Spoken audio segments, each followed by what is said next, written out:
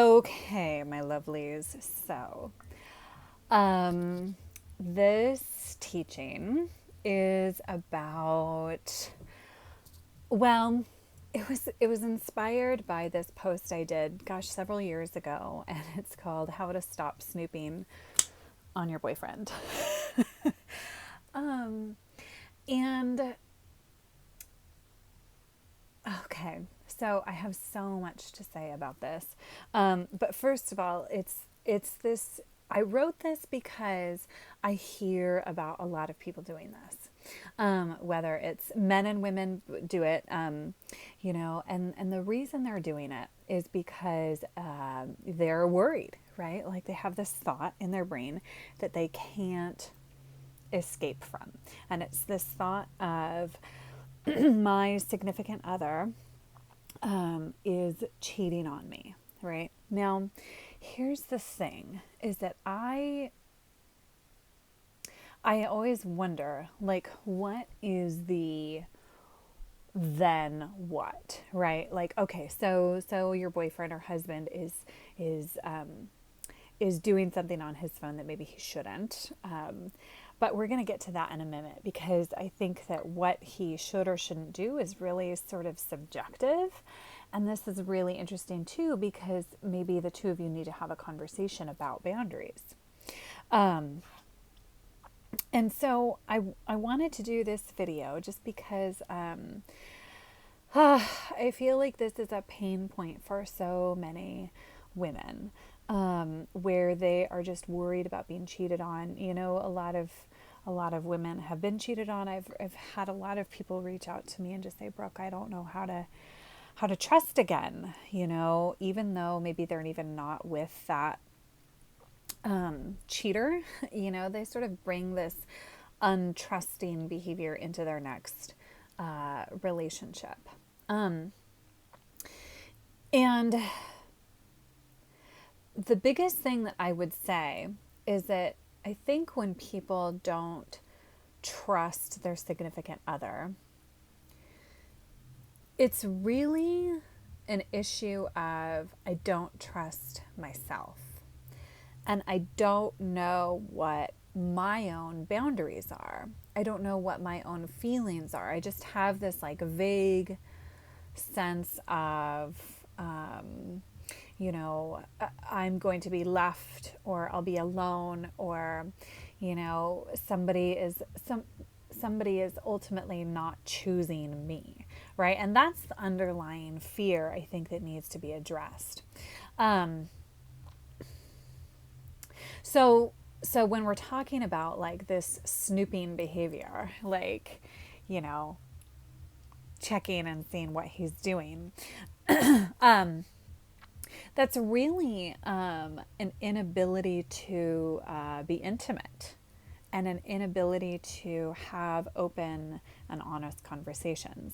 Um, like, for example, if you're maybe feeling like you want to snoop, what would it be like for you to say to your boyfriend or husband, oh my gosh, I have this like confession, and you say to them, I just have this overwhelming urge to check your phone, and I haven't, or maybe you have, um, but you just talk about this overwhelming urge that you have, and then it creates an opportunity to share your heart instead of this weird secret energy that then takes on a life of its own in the relationship. Because that's the irony, right? Is that like you're you are looking for a secret, but if you're snooping, you're actually the one with the secret. And so that is really sort of a classic case of projection, right? It's actually you that has the secret, and the secret is that you're snooping. um, because snooping is in and of itself secretive behavior. And so what's happening is that you're withholding this fear that you have.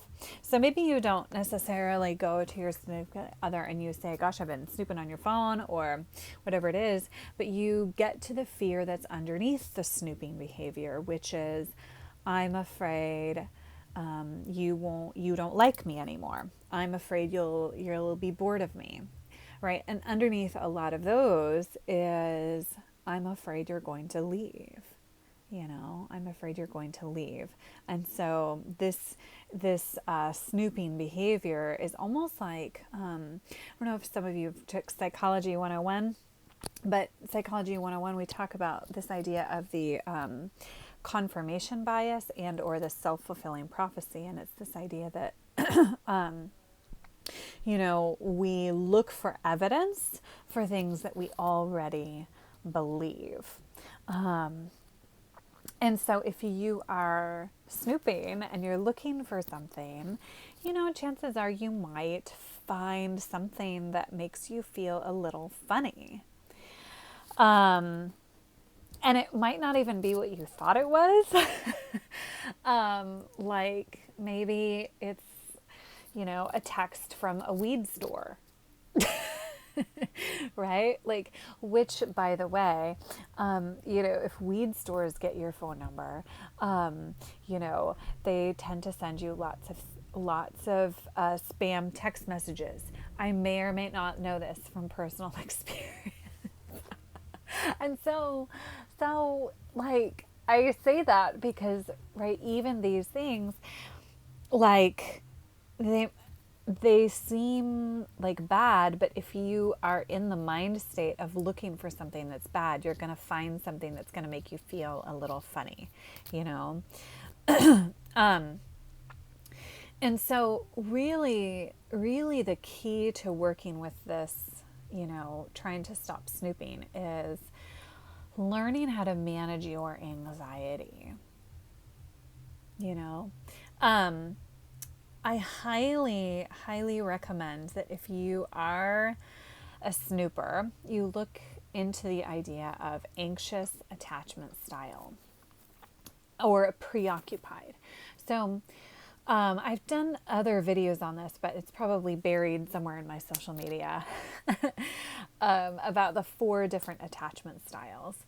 And it's really, really helpful to know what your sort of baseline is and or the attachment style that you go to when you're stressed. Okay. So I can talk loads about anxious attachment style or preoccupied because that was me.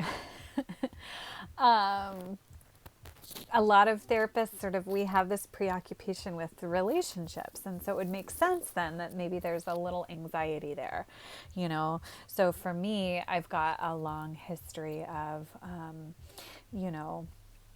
my first marriage didn't work out. I happened to choose somebody that just was incapable of being truthful, right? And so in some ways, this video is also my story,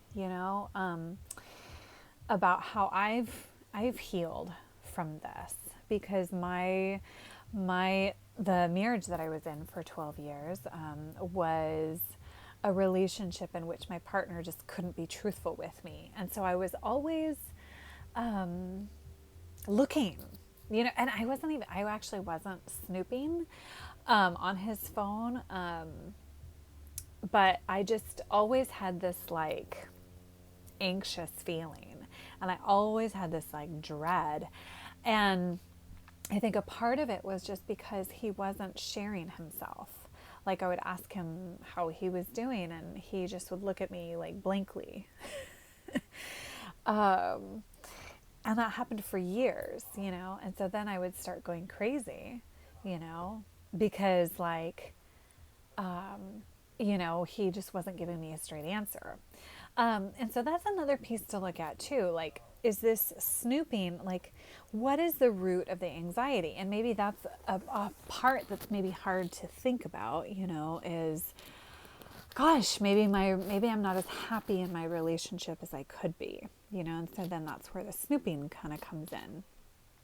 because all behavior really just serves a purpose, and it just is information as to, how we're really feeling on the inside. And so that would be another piece too that I would look at, if I were you, is to look at like, why is this a thing? What is happening? What is really happening? To get underneath the like, it's almost like compulsion, right? Sort of like OCD, right? You have the obsession of, my partner is cheating, what if he's cheating, what if ex-girlfriend, what if, right? Like that's,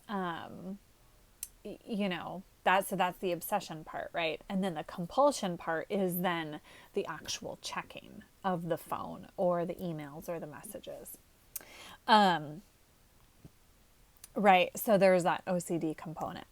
And I also just want to share a story with you all about a client that I had years ago, who came to me, and she really essentially wanted to figure out if she needed to stay with her husband or leave him. And I essentially said to her, just listen to your intuition. Let's talk about how you feel, right? And that's what we kept coming back to over and over again, is how she felt, and how whatever he did or said made her feel. Now, she had suspicions of him actually cheating, but she didn't have any evidence, and I strongly encouraged her not to go looking for it. Well, funny enough, she ended up, I won't go into the details, but you know how iCloud works.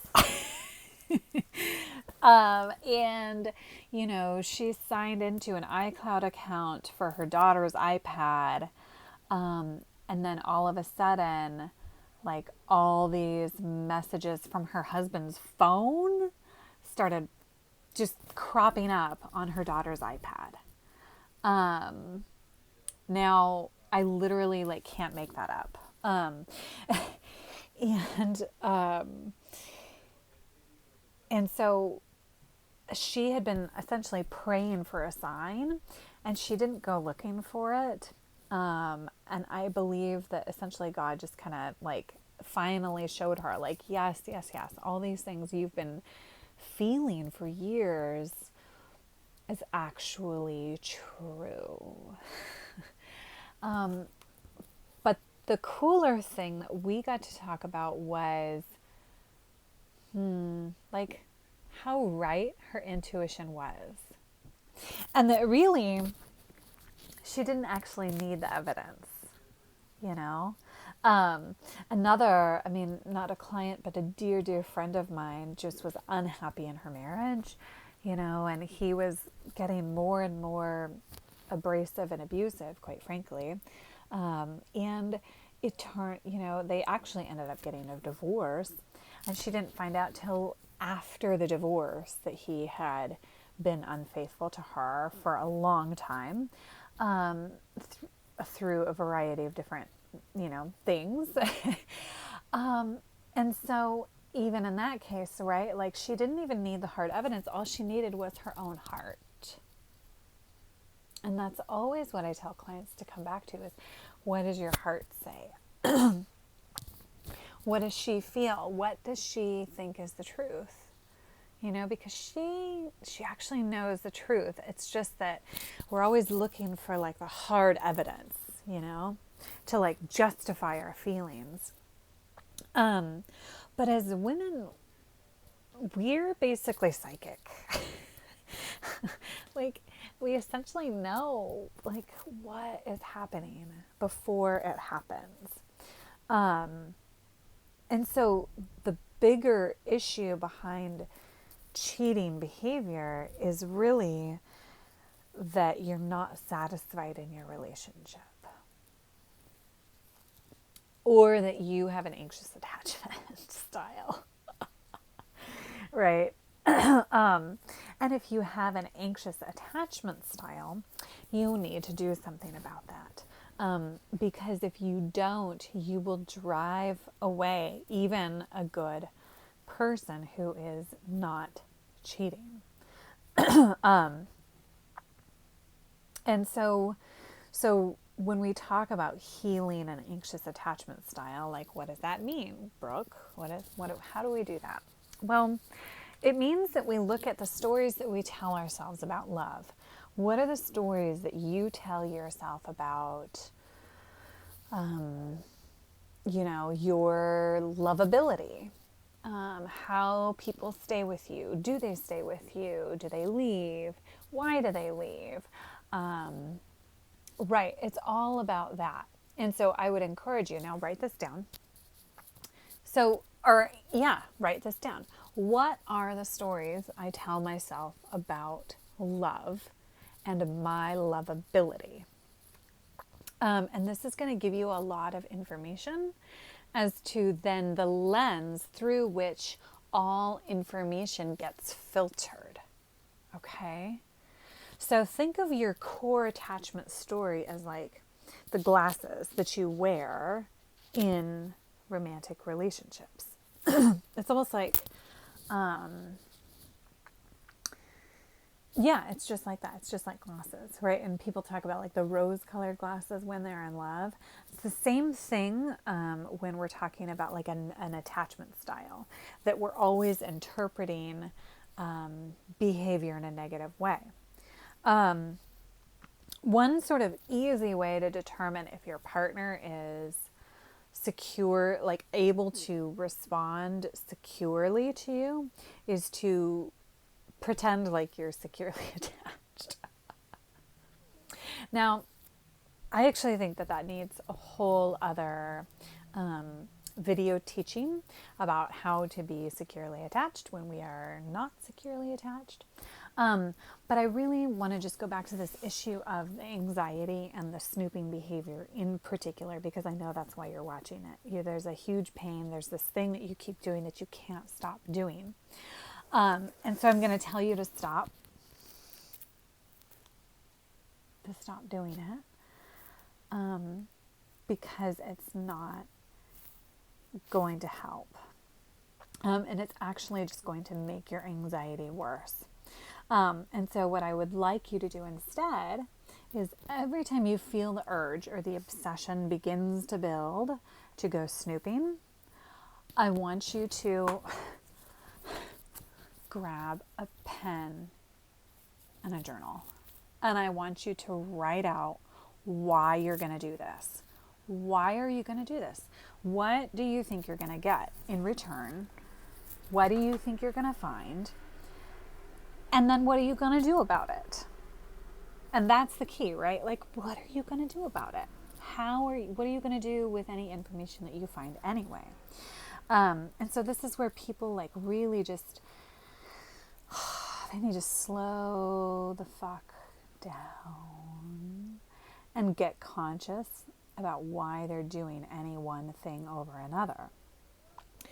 And that's really the big thing that I teach people over and over, is to respond rather than react to both external stimuli and also internal stimuli, especially when it comes to behavior that isn't serving us. Now, if it's behavior that's totally awesome and serving us, then totally keep going. But if you're watching this video, it's likely that you don't want to do this anymore, that you're done. And so get that journal, get your pen, and write why you're doing this, what you think you're going to get out of it, and what you're going to do if you find something, and also, like, here's the weird thing too, like, what do you think you're going to find? Like, in all actuality, are you like thinking that you're going to find like, love letters that have been going on for years, or like maybe a text from an ex-girlfriend, an active dating profile? Like, what is it, And now I'm going to go to the dating profile thing. Okay, because this is an issue that I've actually actively coached a lot of clients on. And actually, I've been through it myself. Um, and that is like, you need to figure out what your boundaries are in any given relationship. And what I mean by that is, what are the things that you need to feel safe in order to even be in a relationship with people?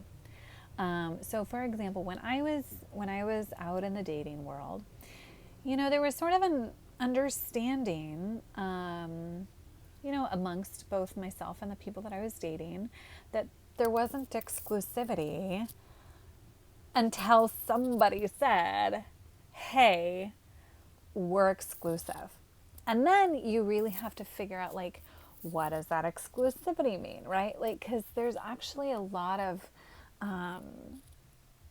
like steps to a long-term committed relationship. People don't just like jump into like, okay, we went on one date and we're going to get married in 2 weeks. I mean, some people do that, but like that's not common. And also, like, maybe that's a little impulsive. Maybe like you fell in love out of your wounds, not like really kind of thinking it through.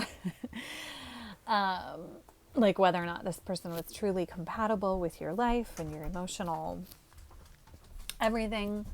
And so that's where your boundaries come in terms of what you need to feel safe. And that's a piece that I think a lot of people don't really think about. Like, what do they need? What does it mean to be monogamous? It's actually like, um, you know, it doesn't mean, it actually means something different to all couples. It's interesting that there's this like movement toward like open relationships or polyamory or whatever it is.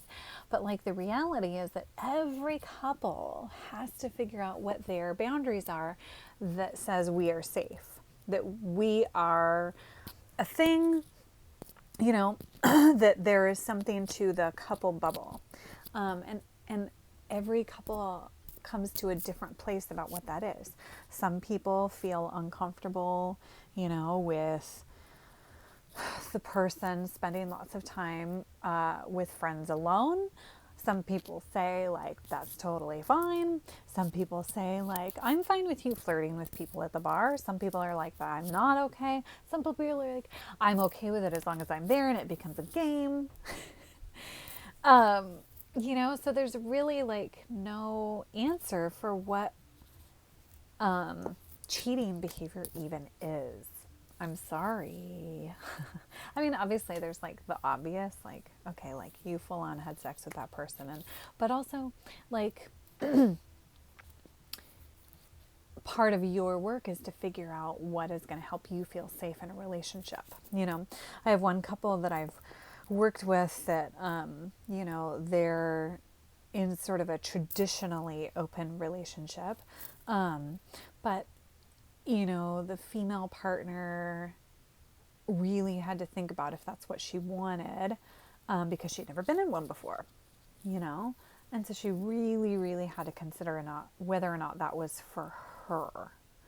And that's typically the trouble I see couples getting into, is that one partner wants it and the other person either doesn't want it, or maybe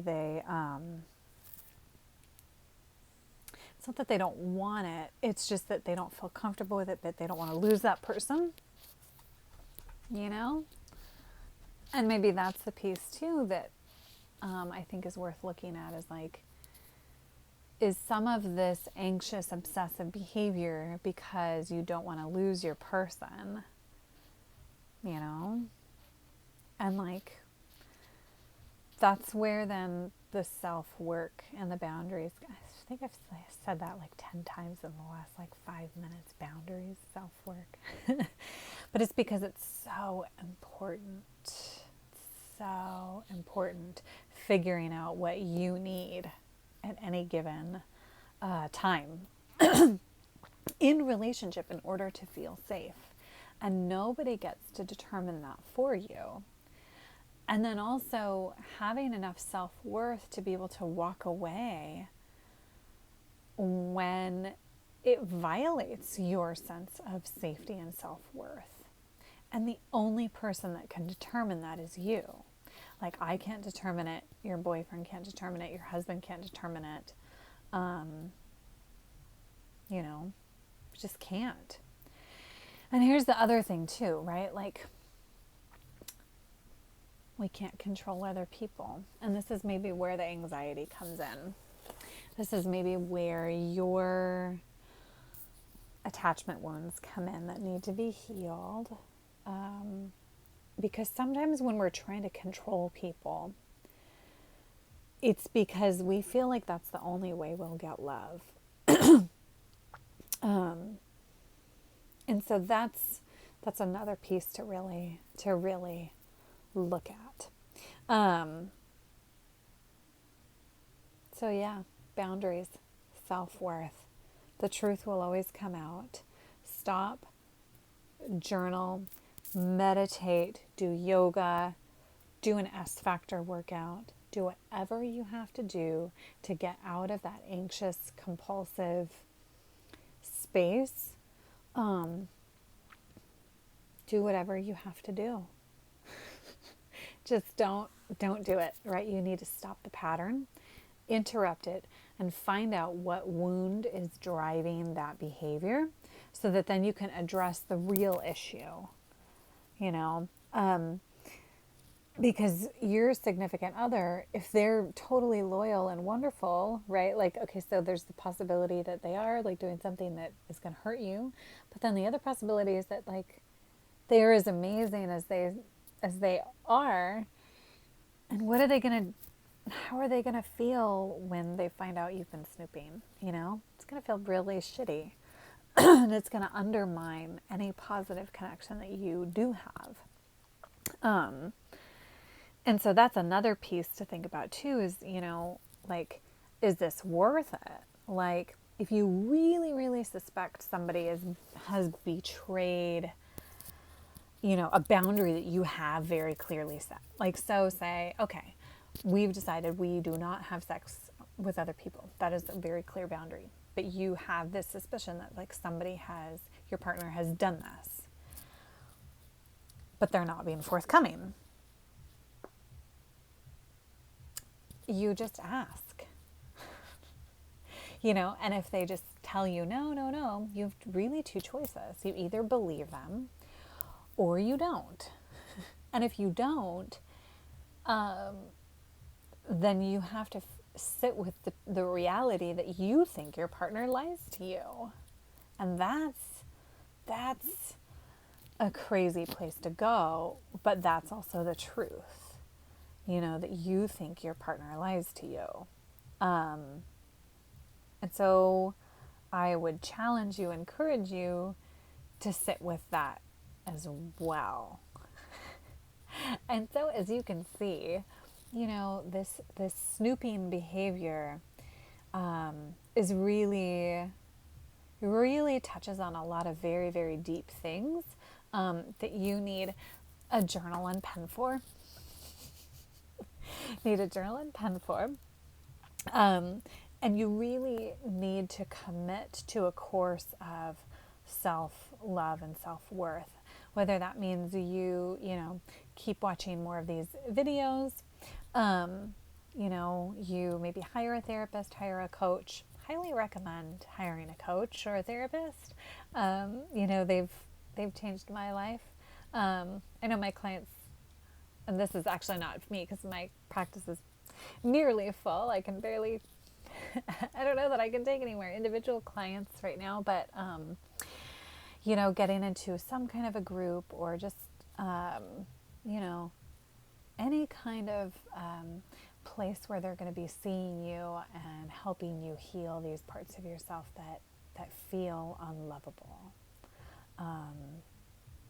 Yeah. I guess I'll leave you with just an anxiety reducing meditation. And that is that I want you to just settle down wherever you are, wherever you're at. I'm sitting cross-legged. That's one of my favorite places to sit, ways to sit. Sitting cross-legged. And I just want you to really take a deep inhale in through your nose. I want you to pause at the top and then let it out like you're blowing it out through a straw. Let's do that again.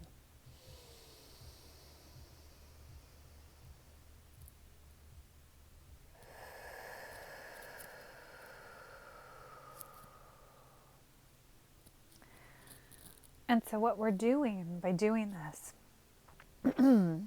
is we're slowing the heart rate down, slowing the anxiety down. And I'm going to talk to that part of you that is worried about being hurt. And I'm going to tell her that she is perfect. That there is nothing wrong with her. That she is a beautiful child of God. And that no one can ever take that from her. I want you to breathe that love into your heart. And breathe out anything that doesn't seem true anymore. Because you see this anxious ruminating and compulsing that you've been doing is just a way for you to confirm a story that you've been telling yourself. And we need to change the story. And the story begins with, I am perfect and I am lovable just the way that I am. And I can take care of myself no matter what. And what anybody else chooses to do is not a reflection of me or my worth. Amen.